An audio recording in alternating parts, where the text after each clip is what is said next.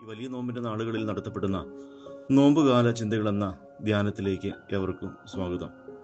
കർത്താവിനാൽ സ്നേഹിക്കപ്പെട്ടവരെ, ഇന്നത്തെ അല്പസമയത്ത് ചിന്തയ്ക്കായിട്ട് തിരഞ്ഞെടുത്തിരിക്കുന്ന വേദഭാഗം ശുദ്ധമുള്ള മത്തായി സ്ലീഹായിൽ എഴുതപ്പെട്ട രക്ഷാകര സുവിശേഷം അതിൻ്റെ 6-ാം അധ്യായം 1 മുതൽ 6 വരെയുള്ളതായ തിരുവചനങ്ങളാണ്.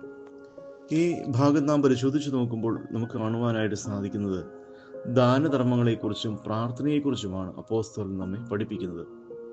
മറ്റുള്ളവരെ കാണിക്കുവാൻ വേണ്ടി അവരുടെ മുമ്പിൽ വെച്ച് നിങ്ങൾ ദാനധർമ്മങ്ങൾ അനുഷ്ഠിക്കരുതെന്നും അങ്ങനെ അനുഷ്ഠിക്കുന്ന ദാനധർമ്മങ്ങൾക്ക് പ്രതിഫലം നമുക്ക് ലഭിക്കുകയില്ല എന്നൊക്കെയും അപ്പോസ്തലൻ നമ്മെ ഓർമ്മിപ്പിക്കുന്നുണ്ട്. നാം ചെയ്യുന്നതായ ദാനധർമ്മങ്ങൾ അത് രഹസ്യത്തിൽ ചെയ്യണമെന്നാണ് അപ്പോസ്തലൻ നമ്മെ ഓർമ്മിപ്പിക്കുന്നത്. മാത്രമല്ല, തൂബീതിൻ്റെ പുസ്തകം അതിൻ്റെ 12-ാം അധ്യായത്തിൽ പ്രകാരം നമ്മെ ഓർമ്മിപ്പിക്കുന്നു: നന്മയല്ലാതെ തിന്മ നിങ്ങൾ പ്രവർത്തിക്കരുത്. ഉപവാസത്തിലും പ്രാർത്ഥനയിലും നീതിയിലും പുണ്യപ്രവൃത്തിയിലും എപ്പോഴും ഉറ്റിരിപ്പിൻ. നീതി വലിയ നിക്ഷേപമാകുന്നു. നീതി മൃത്യുവിൽ നിന്നും പരീക്ഷിക്കുന്നു.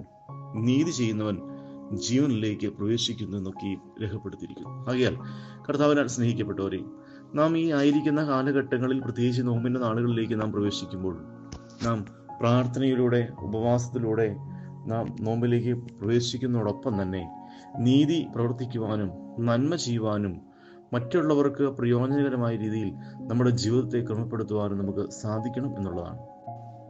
നോമ്പ് എന്ന് പറയുന്നത് ഒരു യാത്രയാണ്. നാം ഇപ്പോൾ ആയിരിക്കുന്ന അവസ്ഥയിൽ നിന്ന് ആയിരിക്കേണ്ടതായ അവസ്ഥയിലേക്കുള്ള യാത്ര എന്ന് വെച്ചാൽ ഒരു മടങ്ങിവരവിൻ്റെതായ അനുഭവമാണ്. ഒരുപക്ഷെ നമ്മുടെ മനുഷ്യ ജീവിതത്തിൽ വന്നു പോയിട്ടുള്ളതായ അനവധി പാപങ്ങൾ വഴിയോ ഒക്കെ നാം പലപ്പോഴും ദൈവത്തിൽ നിന്ന് അകന്നു പോയിട്ടുണ്ടാവാം. നാം അങ്ങനെ അകന്നു പോയിട്ടുണ്ടെങ്കിൽ ഈ നോമ്പിൻ്റെ കാലഘട്ടങ്ങളിലൂടെ നമ്മുടെ ധ്യാന ചിന്തകൾ വഴിയായി, നമ്മുടെ പ്രാർത്ഥനകൾ വഴിയായി, നോമ്പ് വഴിയായി, ഉപവാസം വഴിയായി കൂടുതൽ ദൈവത്തോട് അടുക്കുന്നതിന് വേണ്ടുന്ന കാലഘട്ടമാണ് ഇത്. അനുദപിച്ച് തിരിച്ചു വരുവാൻ ഉള്ള കാലം.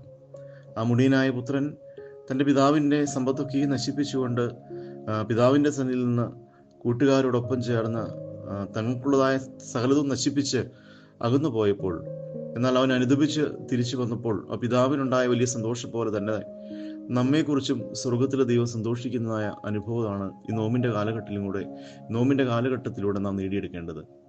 നാം നമ്മുടെ ജീവിതത്തിൽ വന്നു പോയിട്ടുള്ളതായ തെറ്റുകളെ ഉപേക്ഷിച്ച് ദൈവാനുഗ്രഹം പ്രാപിപ്പാൻ തക്കവണ്ണം അനുദപിച്ച് മാനസാന്തരപ്പെട്ട് ദൈവത്തിലേക്ക് അടുത്തു വരുന്ന കാലഘട്ടം. അതാണ് ഞാൻ ആദ്യമേ ഓർമ്മിപ്പിച്ചത്. ഇരിക്കുന്ന അവസ്ഥയിൽ നിന്ന് ആയിരിക്കേണ്ട അവസ്ഥയിലേക്ക് നാം കടന്നു പോകേണ്ടുന്ന കാലഘട്ടമാണ് നോമ്പിൻ്റെ കാലഘട്ടം എന്ന് പറയുന്നത്. ഒപ്പം തന്നെ നാം ആയിരിക്കുന്ന ഈ സമൂഹത്തിന് അവിടെ ആവശ്യതകൾ അനുഭവിക്കുന്നവർക്ക്, പ്രയാസങ്ങൾ അനുഭവിക്കുന്നവർക്ക്, വേദനപ്പെടുന്നവർക്ക് സ്വാന്തനമായി, വിശക്കുന്നവർക്ക് ആഹാരമായി, അങ്ങനെ കഷ്ടപ്പെടുന്നവർക്ക് അവരുടെ കഷ്ടതയിൽ താങ്ങായിരിക്കുകയും നിലനിൽക്കുവാൻ നമുക്ക് സാധിക്കുമ്പോഴാണ് നമ്മുടെ ക്രൈസ്തവ ജീവിതം അനുഗ്രഹത്തിന് മുഖാന്തരമായി തീരുന്നത്. പ്രാർത്ഥന എന്ന് പറയുമ്പോൾ അത് കേവലം നാം വീടുകളിൽ അനുഷ്ഠിക്കുന്ന പ്രാർത്ഥനകൾ മാത്രമല്ല. നാം ദൈവമുമ്പാകെ നന്മ ചെയ്യുന്നതൊക്കെയും പ്രാർത്ഥനകൾ തന്നെയാണ്. മറ്റുള്ളവർക്ക് നമ്മിൽ നിന്ന് ഒരു അനുഗ്രഹം ലഭിക്കാൻ, മറ്റുള്ളവർക്ക് അവരുടെ ജീവിതത്തിൽ നമ്മിൽ നിന്ന് ഒരു നല്ല വാക്ക് ലഭിക്കുവാൻ ഇടയായി തീർന്നാൽ അതൊക്കെയും വലിയ പ്രാർത്ഥനയാണ്. ദൈവം സന്തോഷിക്കുന്ന അനുഭവമാണ്.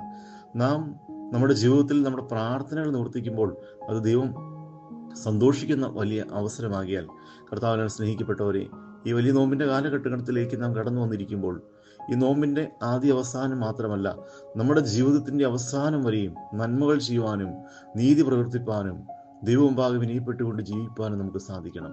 അപ്പോഴാണ് നമ്മുടെ നോമ്പും നമ്മുടെ പ്രാർത്ഥനകളും നമ്മുടെ ഉപവാസമൊക്കെയും അനുഗ്രഹത്തിന് മുഖാന്തരമായി തീരുന്നത്. ആകയാൽ സ്നേഹിക്കപ്പെട്ടവരെ, ഇപ്പോൾ നാം ആയിരിക്കുന്ന അവസ്ഥയിൽ നിന്ന് നാം ആയിരിക്കേണ്ടതായ അവസ്ഥയിലേക്ക്, ദൈവാനുഗ്രഹത്തിൻ്റെ ദൈവാശ്രയത്തിലേക്കുള്ളതായ ആ വലിയ അവസ്ഥയിലേക്ക് മാറ്റപ്പെടുന്ന ഈ നോമ്പ് കാലഘട്ടത്തിൽ എല്ലാവിധമായ നന്മകളും അനുഗ്രഹങ്ങളും ദൈവം തമ്പുരാൻ നമുക്ക് ഓരോരുത്തർക്കും സമൃദ്ധമായിട്ട് നൽകട്ടെ എന്ന് പ്രാർത്ഥിച്ച് ആശംസിച്ച് വാക്കുകൾ നിർത്തുന്നു. ദൈവം അനുഗ്രഹിക്കട്ടെ.